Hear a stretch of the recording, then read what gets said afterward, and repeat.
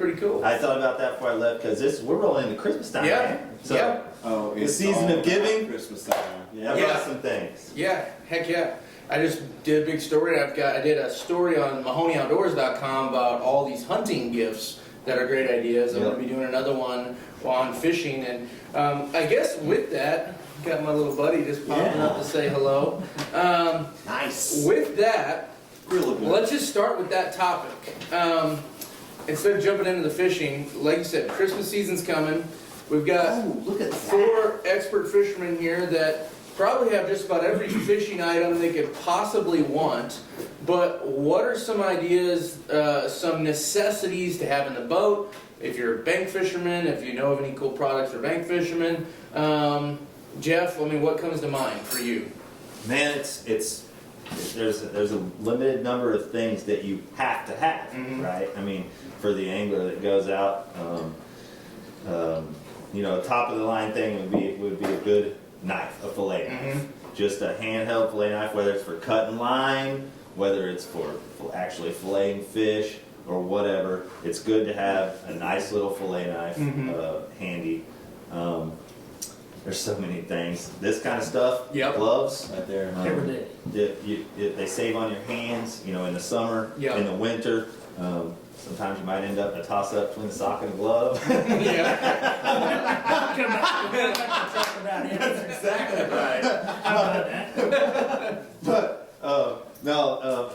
Gloves, things of that nature. Any kind of storage stuff. Yeah. An angler never has enough storage. So any of these kind of boxes, the Plano boxes, tackle boxes, stuff like that, it's pretty tough to beat. And then the baits. I know Dave makes some really cool baits, and in the past we've purchased some customized stuff for individuals, which I know all his stuff's custom, but I know he does some stuff for gifts, and he'll hook you up on that. So it's always cool to have something that's original, something that's your own, something that's just one of a kind. Yeah, 100%. David, from the bass perspective, I mean, bass fishermen, there's a million different things. What do you find are absolute necessities to have, or just something cool? My gosh, this time of year, let's talk about this time of year, and then we'll just transition into just every day, normal, whatever it is, whether it's June, whether it's July, whether it's August, whether it's December. Yeah. Okay, so right now, that water temperature is down. We're not bottomed out yet, but those fish are already in those wintering areas, that wintering pattern, and for me, that speaks only one language, and that's a stick bait. I mean, I'm a 110 guy. I'm a black market 110 guy. I've won lots of tournaments on it. I've won thousands of dollars on my black market 110. And what I like to do is throw that on 10 to 12 pound fluoro, and really, I myself, whenever the fish get right now where they are, it's all about the transition. Yeah. Whether you have a bluff to chunk to pea, whatever that is. And whenever I talk about that, whenever I say bluff to chunk, I'm talking about rock. And chunk to pea is chunk rock to pea gravel. And so all those transition areas is typically where those fish will be. Now, the first and foremost thing is the food. If you don't have the food, you're not going to have the bass. So wherever you find the food, that's where you need to be. So the cool thing to have in your boat is a great set of needle nose pliers and a great set of cutters. I mean, that's it, period, 100%. Because, okay, I'm throwing this stick bait, I haven't had a bite, I want to cut that off. Your dentist is going to tell you, don't bite the line. Okay, you got to have a good set of cutters. Okay, you cut that line, you tie on the next one. Okay, all of a sudden you catch a giant. You get them in the boat. Oh, my front treble hook has been out. Don't bend it. I'm going to say this again. Don't bend it back in. Change your treble hook. So you need a good set of needle nose pliers. I'm not a big split ring plier guy. I like to find, and I hunt and hunt and hunt, whether it be Harbor Freight or whether it be wherever. I'm always looking for a good set of needle nose pliers, and I'm talking about a little one, because that way, and I want the tips to close. The points to close. Because guess what? If they close back here and the points are open a little bit, not a good set. You want the points to close. That way you can get that split ring, you can get your treble hook off there, get the new one on there, boom, just like that. In 10 seconds I can change treble hooks. Yeah. You know, so that's super uber important. You know, so that's what I'd have to say. Good Yeah. tools. Yeah. Hunter, thoughts? My main thing would be, the tournament fishing wise, just a regular person, go out a scale. Everyone's always talking about the big fish they caught, this and that.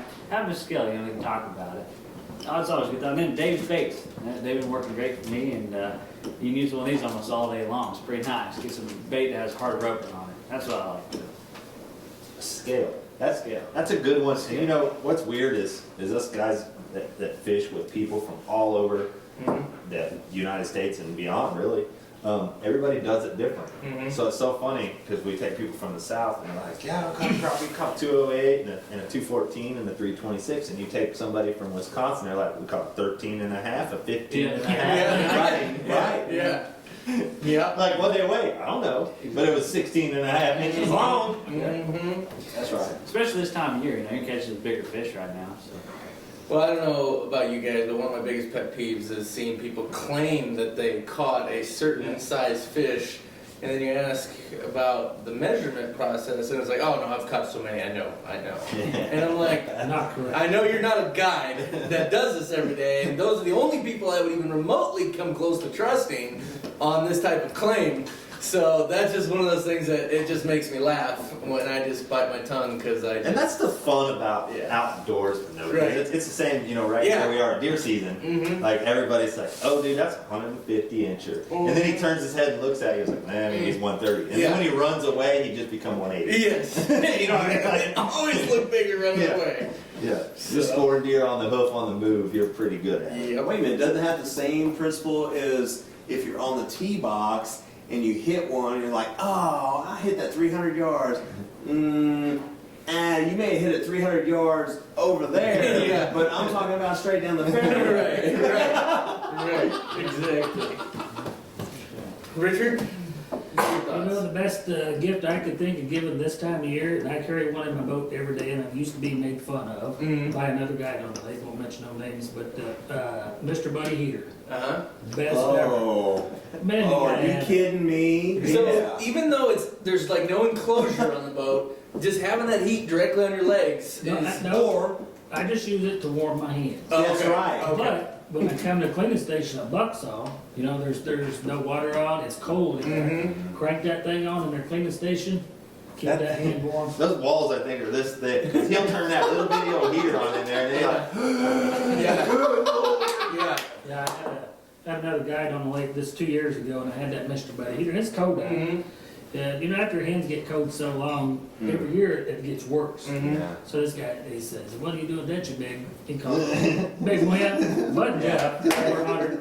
I said, you'll see. I clean fish, and about 3 days later, he come carried in a double burner. Mine's single, his is double. That's So right. I was right. Hell yeah. That and hot hands, a bag of hot hands. So you always got to put your hands. Yes. In crappie fishing, you got to keep your hands warm and your feet warm. So good pair of boots and Mr. Buddy Heater. Okay. I hope my wife isn't watching, but if you get those hot hands in like February, March, and April, because you buy them like $1.50 for a 2-pack now, They last about this long. but in March and April, you can buy the whole box for $2. Yeah. I mean, once it's over with, you can buy them dirt cheap. And my wife's like the queen of Oh, my yeah. I have hot cases. That's right. Yeah. So I will add a few things to the list. David can attest to this, but a lure retriever is very, very useful. And so I like, because they make the ones that are on the poles. Yeah. Oh, yeah. Those are fine. I like the ones that has the nylon rope. I really like being able to handle it, and that damn thing costs $12, and it has paid for itself 50 to 100 times over. I guarantee it. And Has it saved the black market also? No, Oh, because I haven't needed it. that's I haven't good. needed it for the That's black market awesome. salsa yet. That's There's been some close calls though. So, but yeah, no. Lure retriever is something that's super Yeah. cheap, great thing to have. Yeah. It's a lot, the nylon rope version is a lot easier to use from a boat. It's not gonna work as well from a bank, but from a boat it's really good. Another thing too that I started investing in a lot more just since I started upgrading all my Lew's rod and reels was rod socks. And those are $5 to $7 a piece, but it freaking pays Saves for your itself. nightmare. for sure. I have a story. My buddy and I coming back from Taneycomo, stopped in Clinton, and my truck, I had one of those foldable tops, and I had only unfolded one, and our rods were sticking out. Well, the wind caught it, and it broke his. It was not in a rod sock. I had 3 in a rod sock. Every single one was fine. Yeah. That's how much like protection it gave, and this just.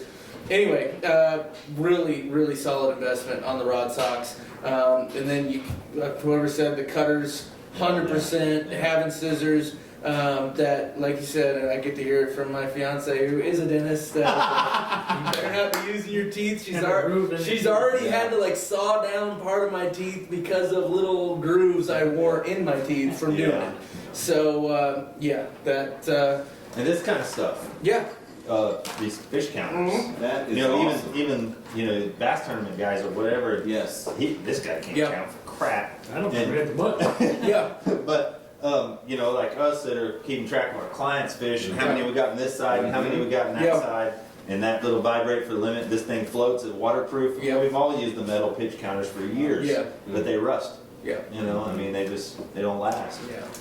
That kind of stuff is super cool. One thing I'll add too, just because I'm just thinking of video and all the video and stuff that we've been doing. If you're into videoing on the water, whether it's with GoPros or some other kind of camera, there's some really cool accessories you can buy. Especially with the GoPros, the Garmin Verbs, and it's one that I use a lot, and it's the YOLO Tech Yeah, Power absolutely. Stick. Yeah. It is YOLO, Y-O-L-O, you only live once, Tech, and it's a stick that plugs into the navigation light socket of your boat. Yep. It's got 2 USB ports on it, so it will mount your GoPro camera in the back or the front, wherever that nav light socket is, and it captures everything going on the water, and you can plug into those USBs and it'll charge your camera so you don't have to worry about losing battery. And even your iPhone.